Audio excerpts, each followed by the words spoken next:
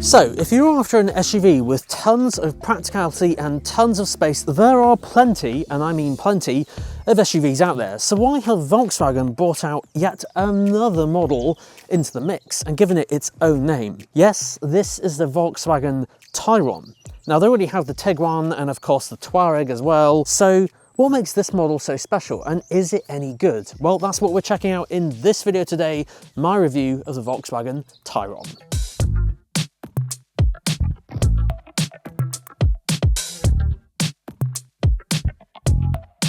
Okay, so first up, is it Tayron or Tayron? Well, I can confirm it is Tayron, and it's basically set to replace the Tiguan All-Space. So Tiguan in Volkswagen is their like mid-size SUV, and the All-Space model they used to have basically had 7 seats. So this is the new model that has 7 seats. Although I will add, if you go for the plug-in hybrid, yes, there is a plug-in hybrid on this model, which is quite interesting.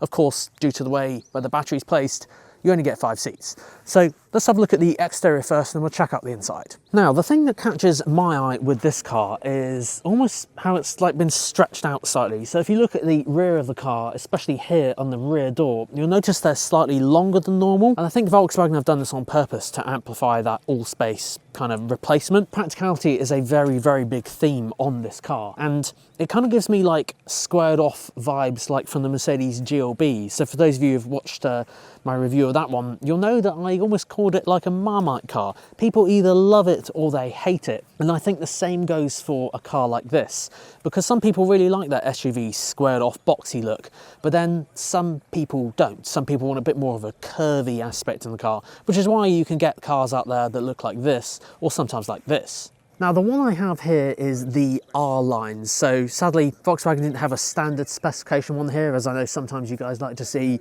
some of the standard ones, but this one is R line, so I'll let you know the pricing and packages and trims and that sort of thing in a second. When it comes to design on the front, this car is of course equipped with the IQ Matrix LED lights. So these are Volkswagen's very fancy lighting technology, which is quite useful if you're driving at night time, but it also comes coupled with a front LED bar that goes across the front there. So if you're a lover of that, that's on this car.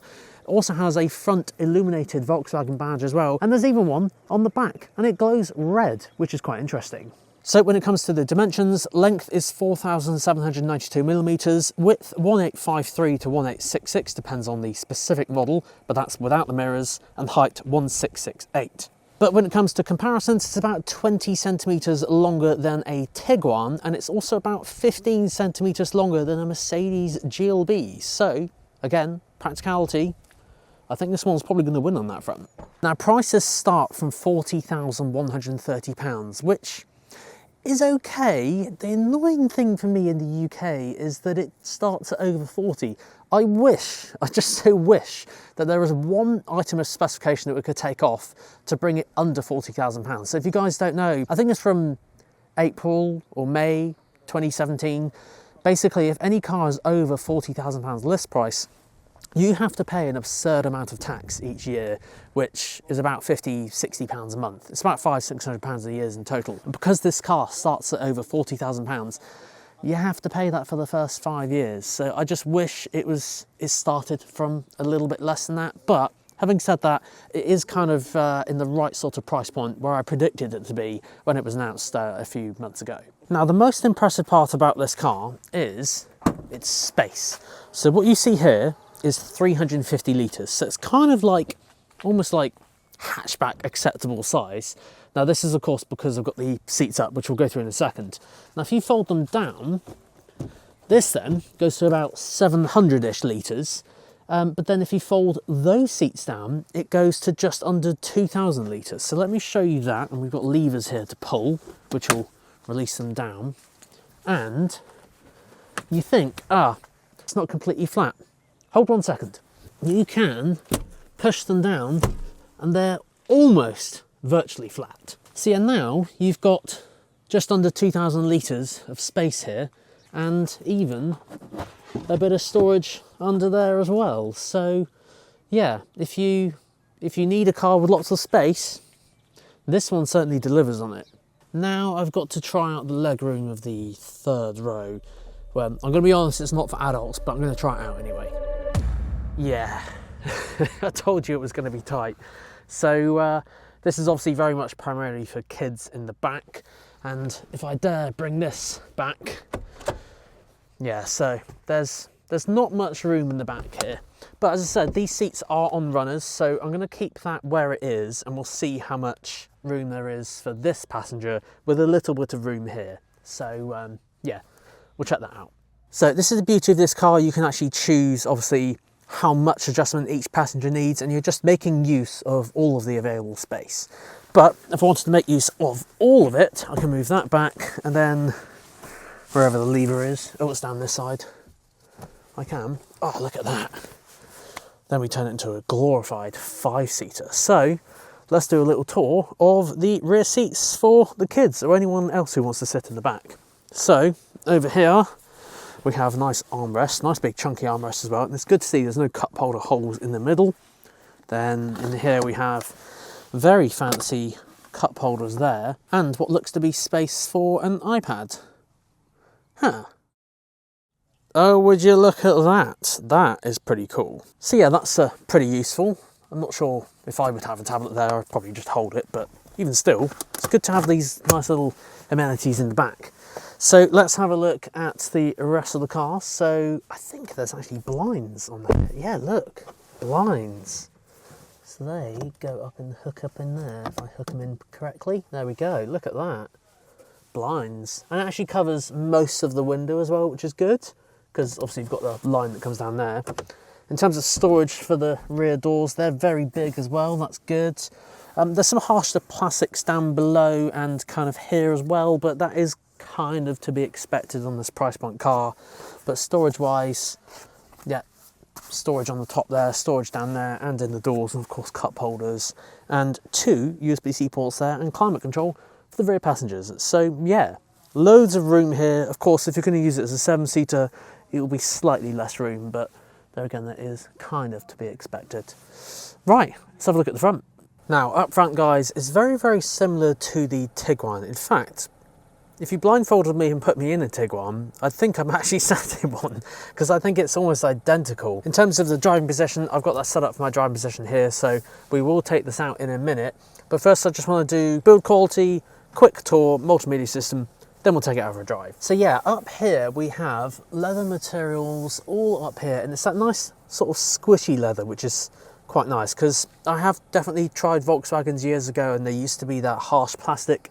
They have improved the quality up here, which is really good. There is that firmer plastic down below. It is nice to see the door pockets are actually lined with a sort of that kind of rough fabric you find normally down here. So it just means, like, if you put keys or glasses or anything that makes noise, it shouldn't rattle. But yeah, I mean, there's plenty of room here. I'm very happy with the seats. The seats are very comfortable as well. These are, of course, R-line seats, so they have that kind of sportier look. Okay, so quick tour. So in here we have loads of space, and I believe this, the cup holder, can actually come out, and apparently it can go down in there as well. So yeah, you can actually move some of these things around into different places and put your cup holders down in there if you wish. So you can basically mix and match where you want certain dividers and things, so you can have them tucked away if needed. In the middle here we have a start-stop button and what Volkswagen call the driving experience switch. This is actually one of the few buttons in the car. I'll come to buttons in a minute, but one of them, this one, does the volume for the radio, and if you press it you can actually change the drive mode, which is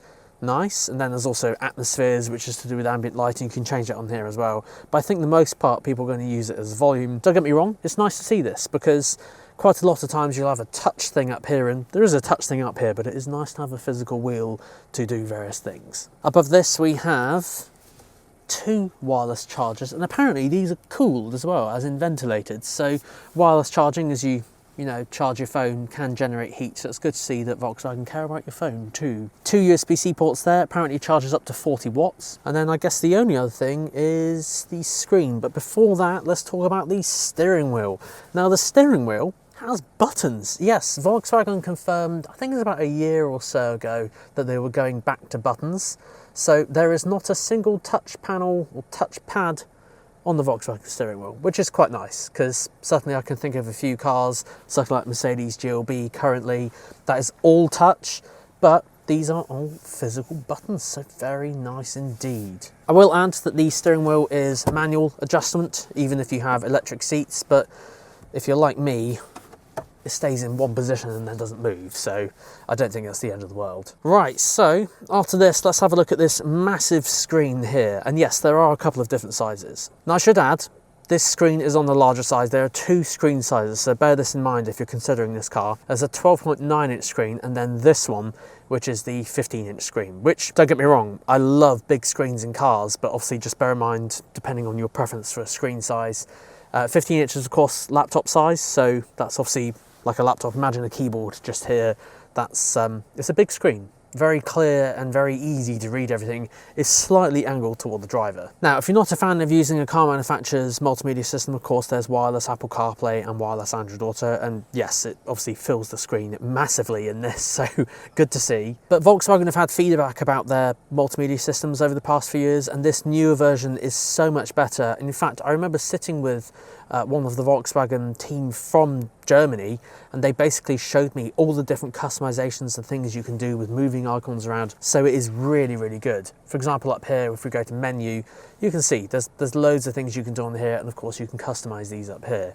Now, one thing to note is that the climate control is all controlled either using these here, which is these touch controls here like this, or if you press Climber, which is just on the bottom there, this will bring up the entire climate control menu, and you can do various things on here and change it all. But I think for the most part, you're just going to leave it on auto and then just adjust your temperature like this, up and down. Now you can also turn on heated seats as well. This is controlled using this. But yes, guys, you have to let me know if you want me to do a deep dive on the multimedia system in here, and maybe even compare it to like another car manufacturer. Let me know in the comments down below. I think what we need to do now is take this for a drive and see if it's just like the Tiguan, even though it's a little bit bigger in size.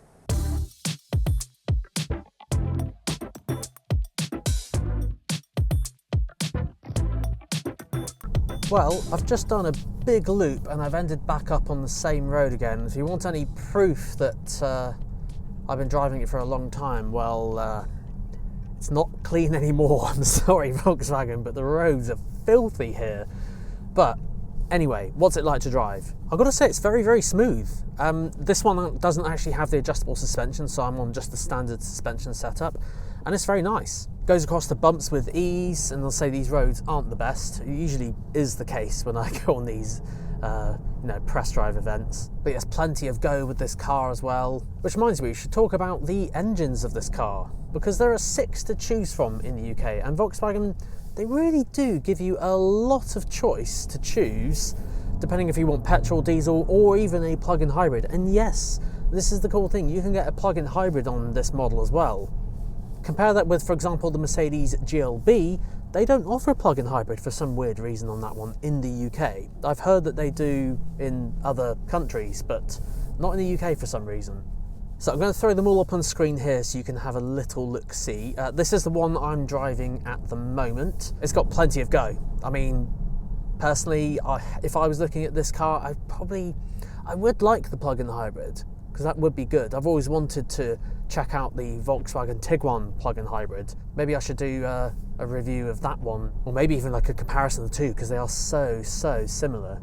But yeah, you have to let me know which engine you would be considering, which one you would go for. Now, as this is a new model, I haven't heard any rumours of a high-performance version, like an R version coming out, because I know there are some car manufacturers, like Mercedes, for example, that offer a GLB 35, like a high-performance version of. Haven't heard anything about that with Volkswagen, but I'll keep you guys in the loop if I do hear anything. So speaking of all this power, let's go on to driver profiles and put it in sport mode, and we'll see how we get on. Now, these are front-wheel drive. There is an option for 4Motion, which is Volkswagen's kind of all-wheel drive or four-wheel drive. But if you have a Volkswagen Tiguan at the moment and you just wanted that little bit extra space, these are probably going to be quite the contender. Now, for those interested, the plug-in hybrid apparently will go up to 75 miles. I always say this, I do remember a day when plug-in hybrids only did like 14, 16 miles, maybe 20, 30 at like the best. But no, now they touch 70 and 80. And yes, I know, before anyone gets in the comment section and says this, That is what's quoted. Yes, I know. If you drive it on a run with the wind behind you, you know, that's what you'll get. But even if you're getting 50, that's still pretty good. I think the average mileage that people do each day, I think I read somewhere was like 19 or 20 miles, 25 miles or something like that. So the fact you can just run on electric is pretty cool. So yeah, even though I don't have the adjustable suspension, just on the standard setup, it's very, very comfy. There's no complaints on that one, even manoeuvring around in tight villages, I think this might be. I've not driven here before, so I'm just got the sat-nav on telling me how to get back. But yeah, even manoeuvring around here, turning circle's good as well. It's a little bit wider than some other cars I've tried, but it's not like a deal breaker or anything.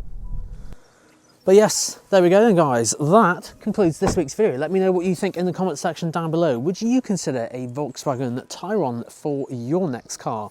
Personally, I think I would go Tiguan just because I wouldn't need one this big. But if you need the extra space, always welcome, especially for larger families, or if you just need to carry more people. But guys, thank you so much. Until next time, see you then.